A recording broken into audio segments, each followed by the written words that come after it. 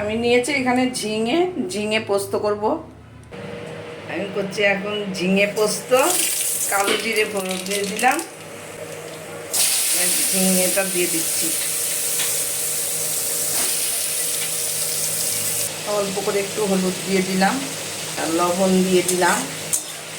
এবারে আমি পোস্ত বাটাটা দিয়ে দিলাম, এবার একটু নেড়ে চেড়ে ঢেকে দেবো। 2-4টে কাঁচা লঙ্কা দিয়ে দিলাম।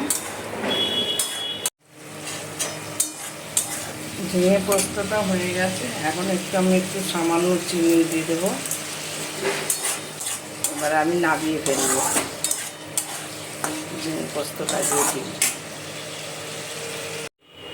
ঝিঙে পোস্তটা হয়ে গেছে, আমি 2 ভাগে রেখেছি, একটা চিনি ছাড়া আর একটু চিনি দিয়েছি।